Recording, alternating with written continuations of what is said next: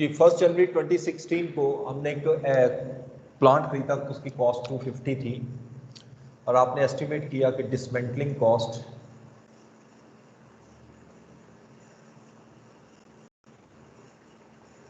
70 million होगी और useful life जो है वो 10 इयर्स।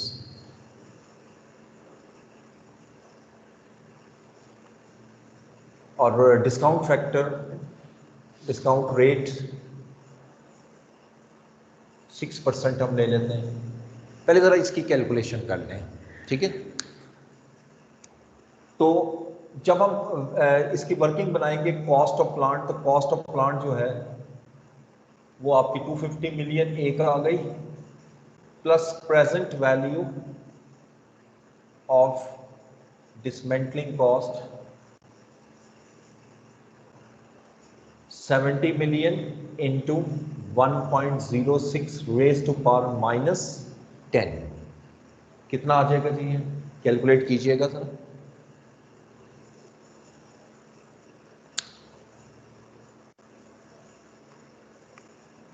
$39.09 59.0 39 सर 39.09।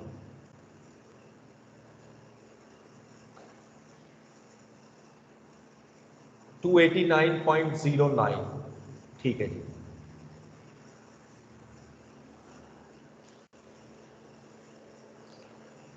ओके जी, अब वही टेबल बना लेते हैं जिस तरह हम रीवैल्यूएशन की टेबल बनाते थे। डेट आ गई 1 जनवरी 2016 को, डिस्क्रिप्शन,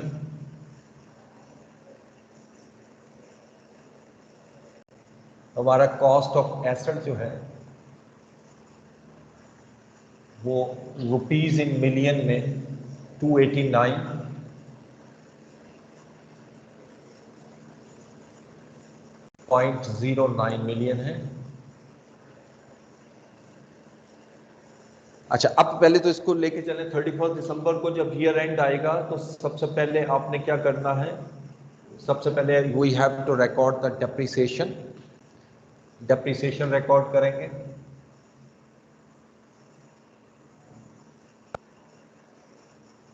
$289.09 डिवाइडेड बाय 10, ये कितनी अमाउंट आ जाएगी? 28.91। इसको माइनस कर दें 260.18, ये वैल्यू आ गई WDV। अच्छा, अब रीवैल्यूएशन आ रही है और चेंज इन एस्टिमेट भी हम लगा लेते हैं 31 दिसंबर को।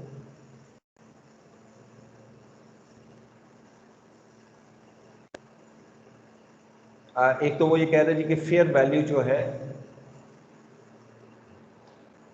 वो आपकी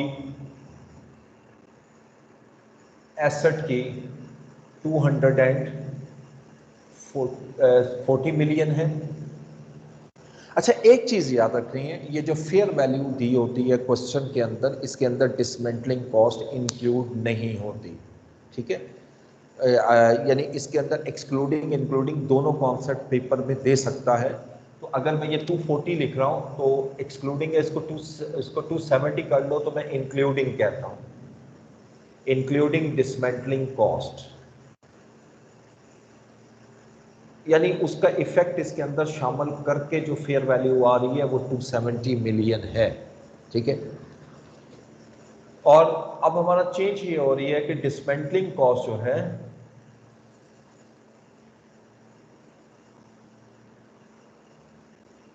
that will be 90 और discount rate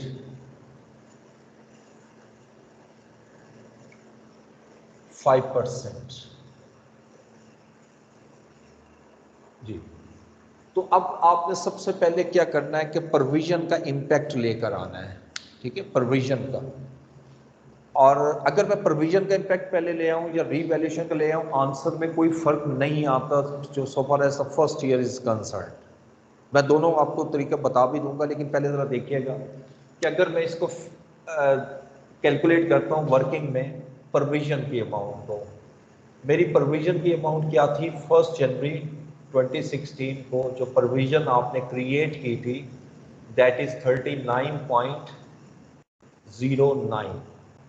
31 दिसंबर को आपने फाइनेंस कॉस्ट रिकग्नाइज की और फाइनेंस कॉस्ट आपकी बनती थी 6% के हिसाब से। 39.09 का 6% लीजिएगा 2.34 2.34।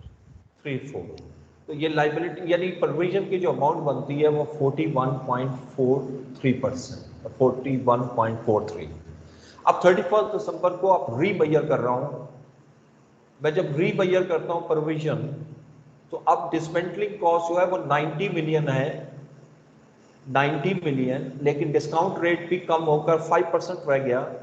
अब रेज टू पार, अब -10 नहीं करूंगा क्योंकि अब 1 साल और गुजर चुका है। Raise to power -9।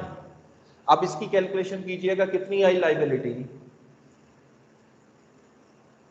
58.01 58.01। इसका अब ये देखिए ये इंक्रीज इन प्रोविजन है।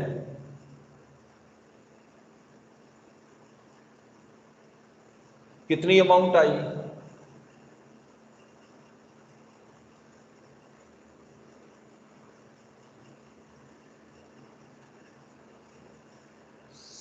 16.58। यस सर यही है। ओके 16.58। और हमने रूल क्या पढ़ा था कि अगर आपकी लाइबिलिटी की वैल्यू इंक्रीज होगी यानी प्रोविजन अगर इंक्रीज होती है तो, और रीवैल्यूएशन मॉडल है तो रीवैल्यूएशन मॉडल पहले लगाऊंगा उसके बाद फिर इसको लेंगे। तो रीवैल्यूएशन मॉडल है तो इंक्रीज जो होगा provision that shall be credited to revaluation surplus. या रीवैल्यूएशन सरप्लस को हमारा क्रेडिट होगा। तो इसलिए पहले रीवैल्यूएशन मॉडल लगा लेते हैं।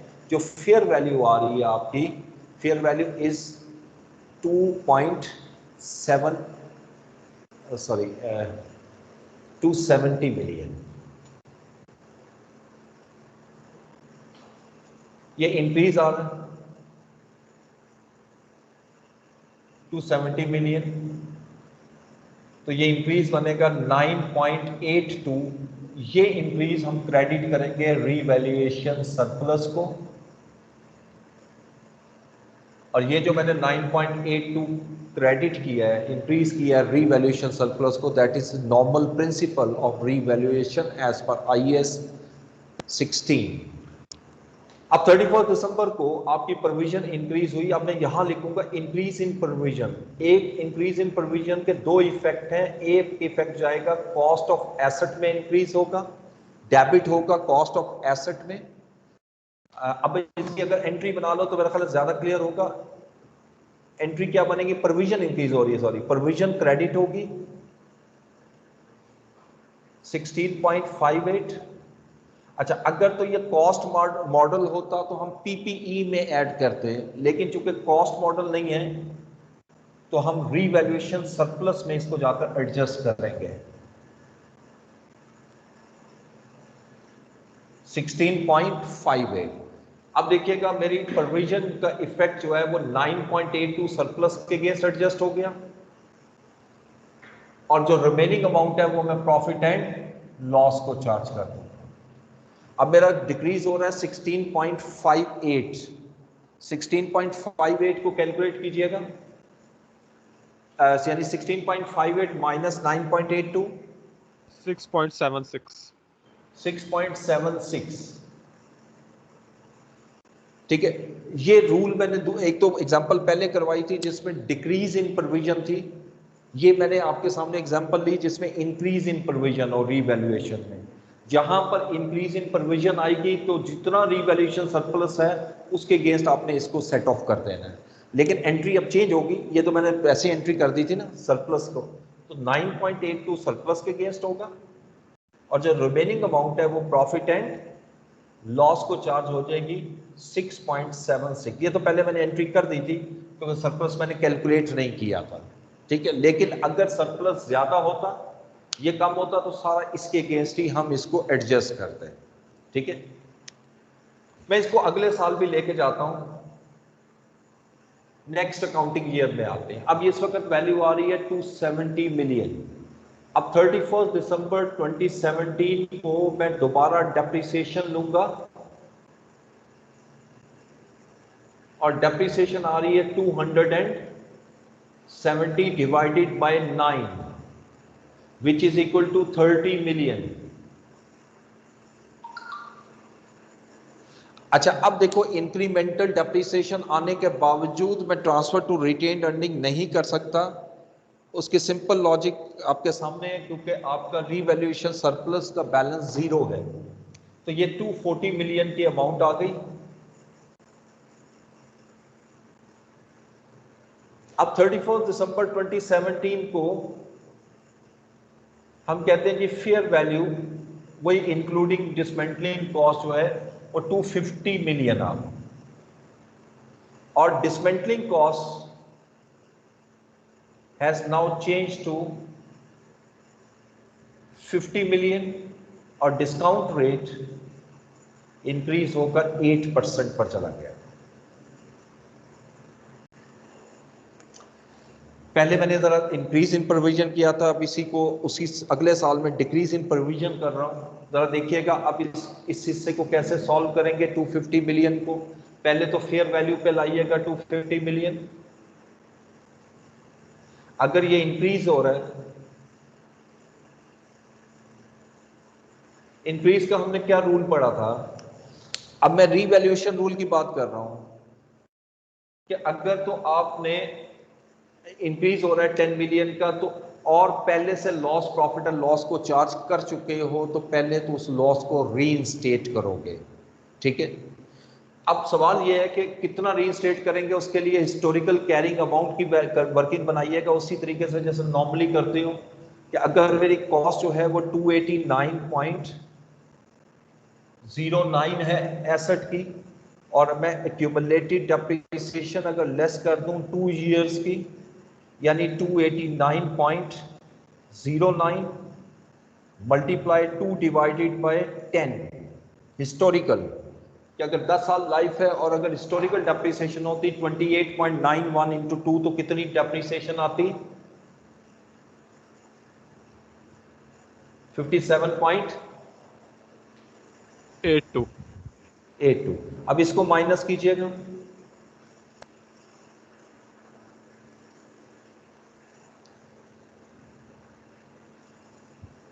231.27 231.27।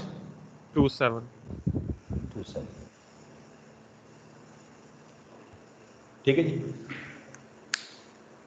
अच्छा, अब हमने ये पढ़ा था कि जो इसको कंपेयर करना है फेयर वैल्यू यानी sorry carrying value before revaluation 240 से, और अगर historical carrying up to historical carrying amount जो है मैं उसको रिवर्स कर सकता हूं, लेकिन ये अमाउंट ज्यादा होनी चाहिए, ये अमाउंट कम आ रही है, और तो लिहाजा किसी किस्म की कोई अमाउंट मैं यहां से रिवर्स नहीं करूंगा। मैं सारी की सारी अमाउंट जो 10 मिलियन है वो रीवैल्यूएशन सरप्लस को क्रेडिट कर, ठीक है। और उसकी एक रीजन बड़ी क्लियर है कि ये जो लॉस आ रहा था ये प्रोविजन की वजह से रिकॉर्ड हुआ था, ठीक है, इस वजह से। अब आइएगा नेक्स्ट में वर्किंग फोर, अब मैं दोबारा बनाऊंगा। अब वर्किंग फोर में हमारी सिचुएशन क्या है प्रोविजन की। प्रोविजन अब मेरे पास जो रीमेजर होकर आई थी 1 जनवरी 2017 को, बैलेंस ऑफ प्रोविजन वो 58.01 था। पहले इसकी फाइनेंस कॉस्ट निकाली है 31 दिसंबर 2017 को। फाइनेंस कॉस्ट जो निकलेगी वो तो उसी रेट पे निकलेगी जो पहले था 5%। 2.90 जी सॉरी दोबारा 2.90, इसको प्लस कर लो तो ये आ गया 60.91। 31 दिसंबर 2017 को रीमेजर कीजिएगा। जब मैं प्रोविजन को रीमेजर करता हूं तो अब मेरी अमाउंट जो आएगी डिसमेंटलिंग की वो 50 मिलियन है into 1.08 raise to power minus कितने लेंगे जी आप बताइए। 8 होगा। ठीक हो गया। अब इसको कैलकुलेट करें, 27.01. 37.01. 27. Okay okay 27.01। अब ये मेरे पास आ रहा है जी 33.90। आई थिंक चेक कर लीजिएगा। This is decrease in provision. अब ये प्रोविजन इंक्रीज नहीं हो रही, ये प्रोविजन डिक्रीज हो रही है। अच्छा, जब प्रोविजन डिक्रीज होगी तो अब हम एंट्री क्या करेंगे, प्रोविजन को डेबिट कर देंगे। ये डेबिट होगी क्योंकि डिक्रीज हो रहा है 33.90। और इसके अगेंस्ट अब हम क्रेडिट क्या करेंगे, रीवैल्यूएशन सरप्लस बाय 33.90। ये अमाउंट रीवैल्यूएशन सरप्लस में जाकर मैं क्रेडिट कर दूंगा और यहां लिखूंगा decrease in provision which is 33.90। तो ये खैर मैंने थोड़ा सा चूंकि जुबानी बनाया तो वैल्यूज उतनी नहीं ले सका जो मुझे लानी चाहिए थी, लेकिन जब हम प्रॉपर क्वेश्चन इसके बनाते हैं तो उसमें ये चीज़ें बड़ी क्लियर हो जाती हैं। थोड़ा सा आपने इसमें ये ख्याल करना है। तो बुक का क्वेश्चन मैं लेता हूँ, आपकी बुक में जो क्वेश्चन है वो ला रहा हूँ मैं।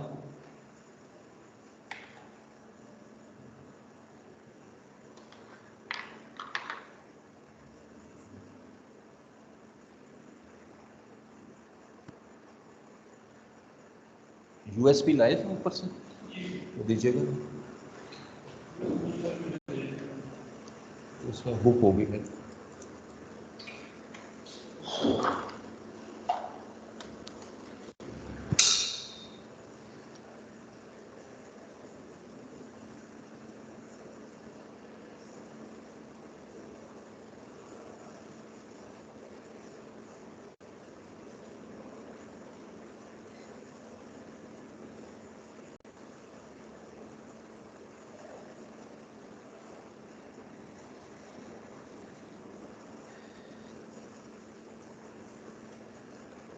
जी, तो ये ओपन कीजिएगा, पेज नंबर मैं बताता हूँ आपको।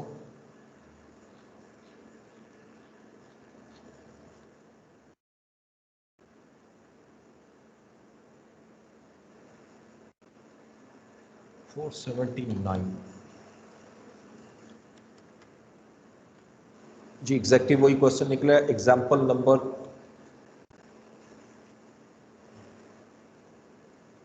8।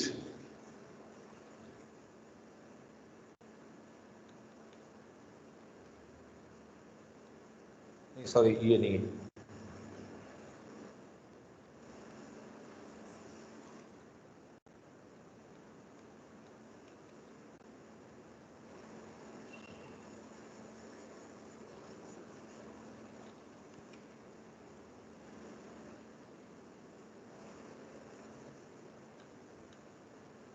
जी ये पेज नंबर निकालिएगा। अब आप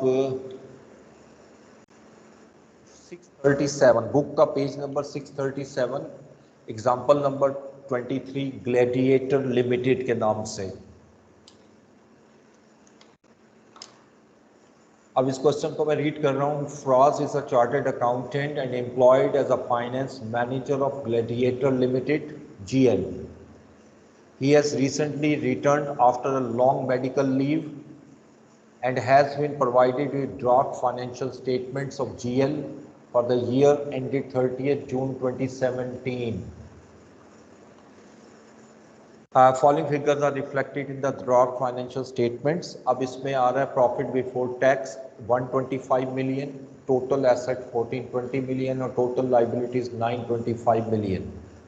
While reviewing the financial statement, he noted the following issues.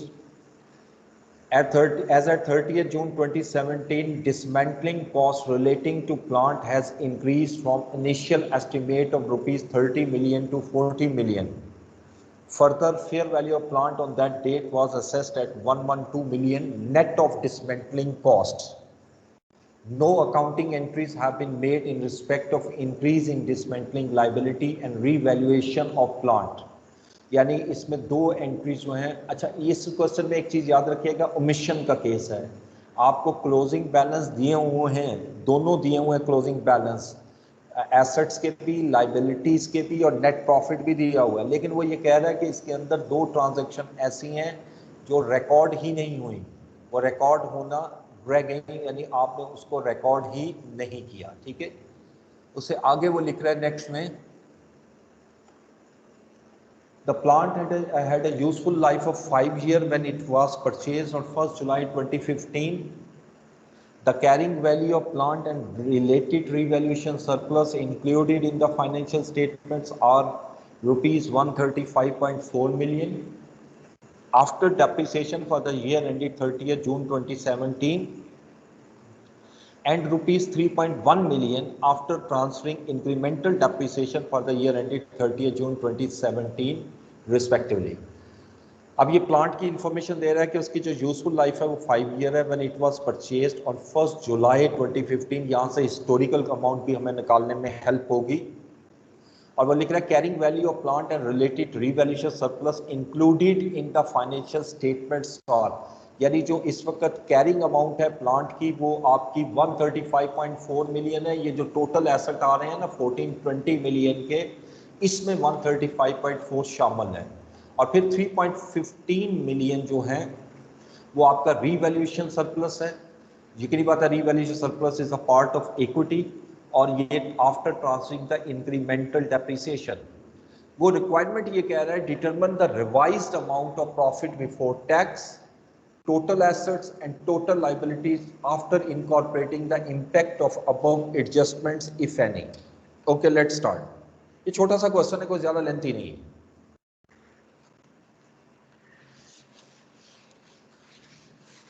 इसमें सिर्फ वो इम्पैक्ट पूछ रहा है, करेक्शन के बाद इम्पैक्ट क्या होगा।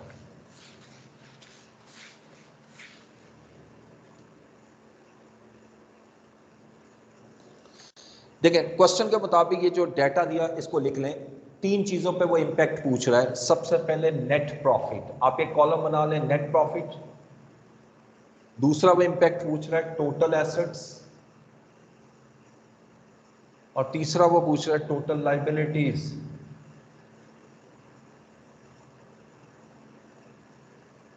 And all amounts are given in rupees million.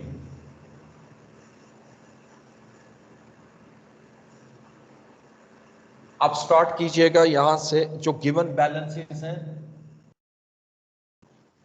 Balances, और ये जो बैलेंसेस गिवन है ये 30th जून 2017 के हैं,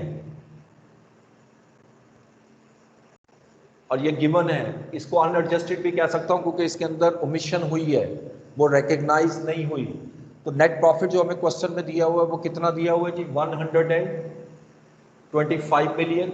इसको 2 डेसिमल तक कन्वर्ट कर दो। टोटल एसेट जो गिवन है वो 1420 मिलियन के दिए हुए हैं, और इसको भी 1000 में 0.20 लगा दो। और टोटल लायबिलिटी जो गिवन है वो 925 की गिवन है।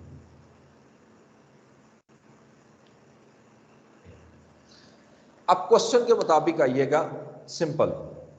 देखिए वो ये कह रहा है कि जो आपका डिसमेंटलिंग कॉस्ट है किस डेट की, 30th जून 2017 को जो डिसमेंटलिंग कॉस्ट थी relating to plant has increase from initial estimate of rupees 30 million to 40 million. वो 30 मिलियन से बढ़कर 40 मिलियन हो गई।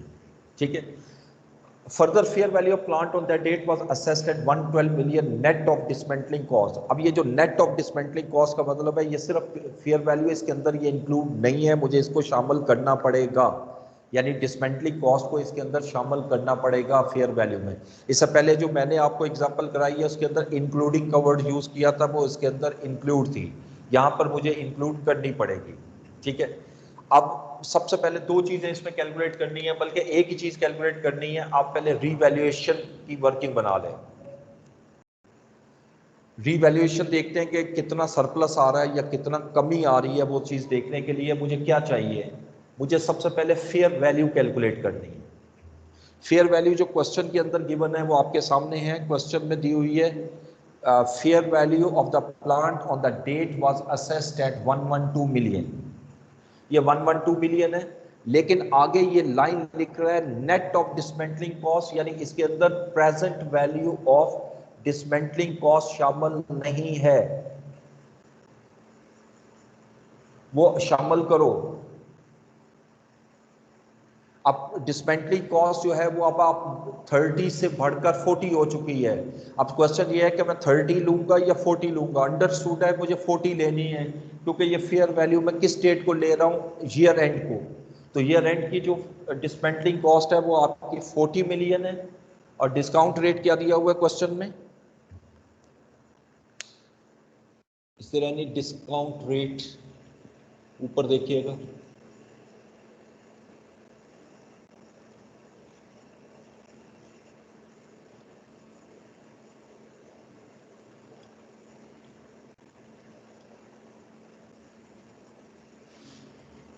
अच्छा इसमें दिया नहीं हुआ, इसमें लिख लो 8% है, ये गलती है, इसमें मिस्टेक है, 8% है।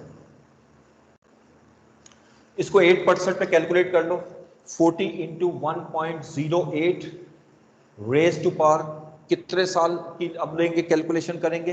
देखिए आपने एसेट खरीदा था, ये भी इंफॉर्मेशन आपको यहाँ दी हुई है। सेकंड पैराग्राफ में देखो, the plant had a useful life of 5 year when it was purchase on 1 जुलाई 2015, 1 जुलाई 2015, और आप 30 जून 2016 को 17 को कैलकुलेशन कर रहे हो, यानी 2 साल गुजर चुके हैं। तो रेज टू पावर -3 करेंगे, कितनी वैल्यू आई, 31.75। 31.75। अब इन दोनों को ऐड कर लो, 112 और प्लस दिस अमाउंट, कितना आ गया,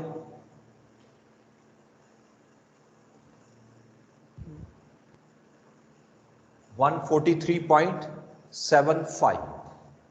ठीक है, अब इसकी कैरिंग वैल्यू देखो क्वेश्चन में कितनी है, ये भी दी हुई है उसी में, थोड़ा सा ऊपर ये लाइन में नजर आ रहा था मुझे। The carrying amount of plant and related revaluation surplus included in the financial statement was 135.40। ये फेयर वैल्यू है, ये कैरिंग वैल्यू है, ये कितना इंक्रीज आ रहा है देखिएगा, 8.35। 8.35, ये इंक्रीज आ रहा है जी। इस इंक्रीज का इफेक्ट कहां लेके जाएं, यहां लिखूंगा रीवैल्यूएशन। जब रीवैल्यूएशन की तो रीवैल्यूएशन का मुझे बताइएगा, ये 8.35 इंक्रीज हो रहा है वैल्यू, इसका नेट प्रॉफिट पे क्या इफेक्ट आएगा, एनी स्टूडेंट,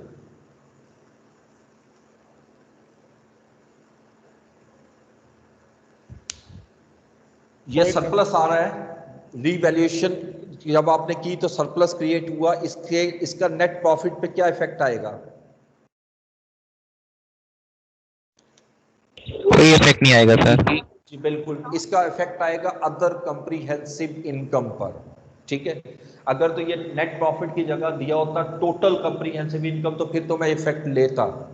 अच्छा अब एसेट्स की तरफ आते हैं, जो टोटल एसेट्स हैं वो मेरे, ये जो 8.35 का इफेक्ट टोटल एसेट पे क्या आएगा कि ये टोटल एसेट मेरे इंक्रीज हो जाएंगे। ठीक है, अगर आपको थोड़ी प्रॉब्लम हो तो इसकी सीधी एंट्री बना के देख लो, खुद समझ में आएगा। ये रीवैल्यूएशन सरप्लस आ रहा है, रीवैल्यूएशन सरप्लस की क्या एंट्री पड़ी हुई है आपने, डेबिट होगा पीपीई। अब मैं वो एलिमिनेशन नहीं कर रहा यहां पर, वो वाली एंट्री नहीं कर रहा, इंक्रीज और डिक्रीज की एंट्री कर रहा हूं। पीपीई डेबिट होगा और क्रेडिट करूंगा मैं रीवैल्यूएशन सरप्लस को बाय 8.35। अब देखो इसका इफेक्ट कहां जा रहा है, इन दोनों में से कोई भी अमाउंट ऐसी नहीं है जो प्रॉफिट एंड लॉस में आती है, इसलिए प्रॉफिट पे कोई इफेक्ट नहीं है। लेकिन इसमें ये जो पीपीई डेबिट हो रहा है 8.35, इसका इफेक्ट ये होगा कि टोटल एसेट इंक्रीज हो जाएंगे, और ये जो रीवैल्यूएशन सरप्लस है 8.35 जो इंक्रीज हो रहा है, इससे मेरी इक्विटी इंक्रीज होगी, लेकिन चूंकि यहाँ इक्विटी तो पूछ नहीं रहा, टोटल लाइबिलिटी पूछ रहा है, इस पे कोई इफेक्ट नहीं आएगा। ठीक हो गया, इस पे किसी किस्म का कोई इफेक्ट नहीं आएगा। ठीक है जी। अब इसे आगे चलिए, दूसरा इफेक्ट आप कैलकुलेट करना है। प्रोविजन भी वो कह रहा है कि जो चेंज की है डिसमेंटलिंग की, वो आपने रिकॉर्ड नहीं की, वो भी यही रिकॉर्ड कर लेते हैं। यहां वर्किंग बना लेता हूं।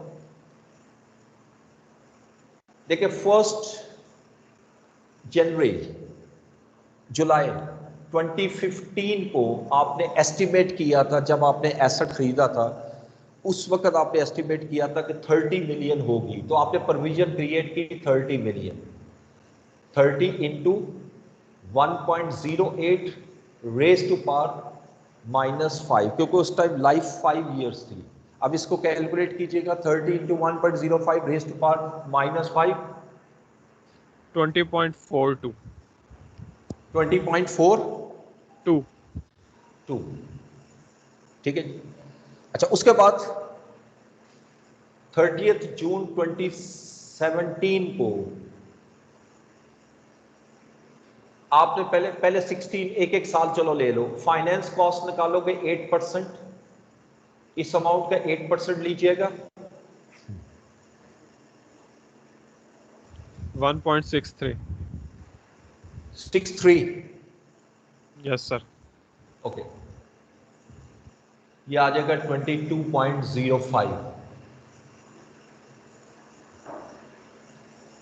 फिर 30 जून 2017 को फिर फाइनेंस कॉस्ट पहले निकालेंगे, क्योंकि 17 को चेंज हो रही है ना आपकी प्रोविजन। 8% इसका दोबारा लो 22.05 का,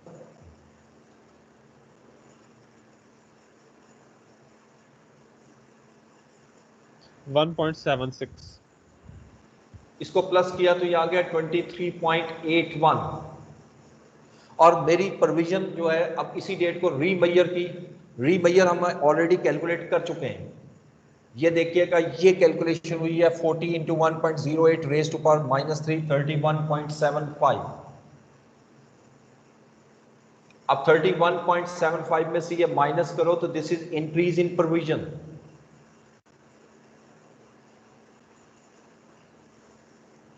जी 7.94 7.94। ठीक है जी। अब ये 7.94 की एंट्री बना के देख लो, ये रीवैल्यूएशन मॉडल है, ये ज़हन में रखिएगा। ये 7.94 कैसे होगी, ये इंक्रीज इन प्रोविजन है, तो क्रेडिट तो हो गया प्रोविजन, तो डेबिट किसे करूंगा, बोलिए रिवैल्यूएशन सरप्लस जी। क्योंकि सरप्लस का बैलेंस मेरे पास मौजूद है 8.35, मैं रीवैल्यूएशन सरप्लस को डेबिट कर दूंगा 7.94। अब इसका इफेक्ट चेक करते हैं, ये कैसे आएगा, increase in provision.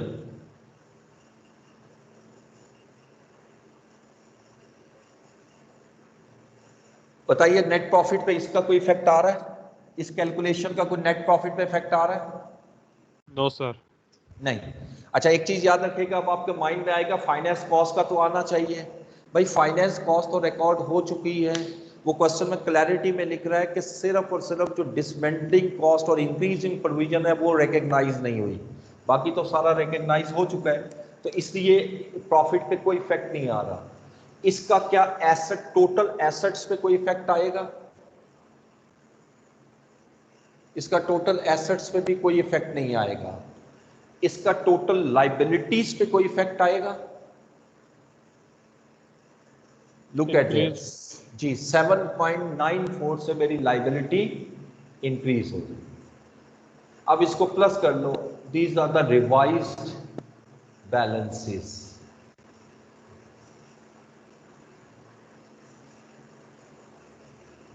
$125 net profit में कोई चेंज नहीं आई इस एरर के बावजूद, लेकिन इस एरर को करेक्ट करने के बाद जो टोटल एसेट्स हैं वो 1428.35 हो जाएंगे और टोटल लाइबिलिटीज 932.94 हो। That is the answer.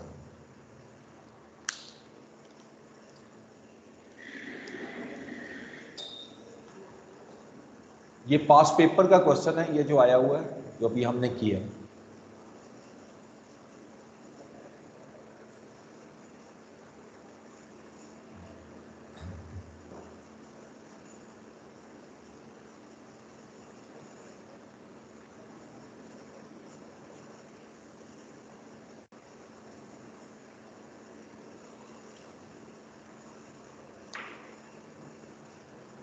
अब आखिरी क्वेश्चन है example 24, Bravo limited. I think ये लास्ट ही है इस चैप्टर का, नहीं अभी और भी।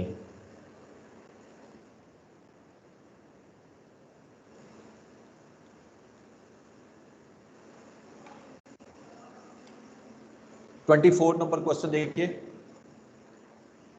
The financial statements of Bravo limited for the year ended 30th September 2013 are under finalization and the following matters are under discussion. BL's plant was commissioned and became operational on 1st April 2008 at a cost of 130 million. At the time of commissioning, its useful life and present value of decommissioning liability was estimated at rupees 20 years and 19 million. अच्छा, यहाँ ये याद रखिएगा कि ये जो 19 million की amount आ रही है ये ऑलरेडी प्रेजेंट वैल्यू में है, ये ऊपर दिया हुआ है present value of decommissioning liability. इसको मजीद प्रेजेंट वैल्यू में कन्वर्ट नहीं करना, ये ऑलरेडी 19 मिलियन प्रेजेंट वैल्यू में है। BL discount rate is 10%. There has been no change in the above estimate till 30th September 2013 except for the decommissioning liabilities whose present value as at 1st April 2013 was estimated at rupees 25 million. ठीक है, compute the related amount as they would appear in the statement of financial position and comprehensive income of Bravo Limited for the year ended 30th September 2013 in accordance with the IFRS. अच्छा, इस question में कोई इतना problem नहीं है, सिर्फ एक issue आ रहा है कि इसमें 6 मंथ के बाद आपकी चेंज आ रही है। आपका जो अकाउंटिंग ईयर है, अगर आप इसका अकाउंटिंग ईयर देखो तो ये स्टार्ट हो रहा है 1 अप्रैल 2018 में,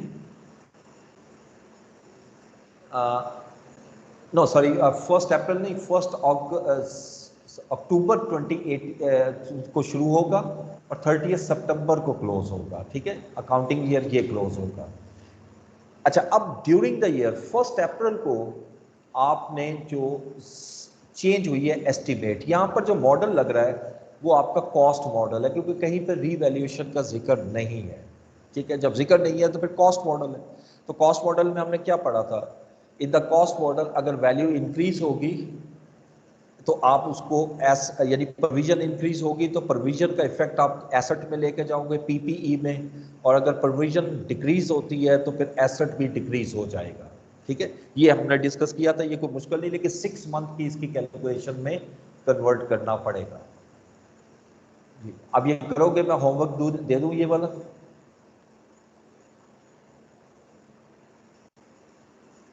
एक दफा ट्राई करना। Yes sir. ठीक है, नहीं होगा तो फिर कल डिस्कस कर लेंगे इसको।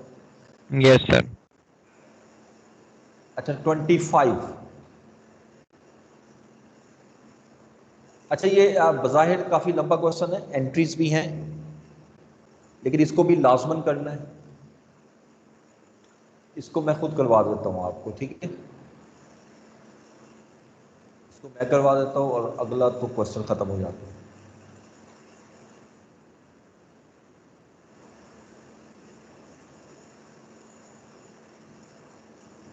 चलिए ये कल पे शुरू करते हैं, काफ़ी लेंथी है तो ये कल करते हैं। आप इसमें जो हो चुका है ना बस वो कर लें, तो बाकी इंशाल्लाह कल इसको करके ना परसों से चूँकि रिज़ल्ट आ चुका होगा तो रिज़ल्ट के फ़ौरन बाद फिर मैं शुरू किया करता हूँ मेन टॉपिक कंसोलिडेशन का, जो कि पूरा कम से कम भी 20 से 25 दिन लेता है मेरे और काफ़ी लेंथी होता है। लेकिन रिज़ल्ट से पहले मैं इसलिए शुरू नहीं करता कि जो स्टूडेंट्स ने ड्रॉप करना है वो कर दे, इसलिए रिज़ल्ट के बाद मैं इसको लेता हूँ अक्सर। ज़रा काफ़ी लेंथी टॉपिक है, तो परसों से इंशाल्लाह वो कर दूँगा, क्योंकि जब कंसोलिडेशन निकल गया तो फिर हमारा सिलेबस में कुछ भी नहीं रह जाता, छोटे से स्टैंडर्ड रह जाता।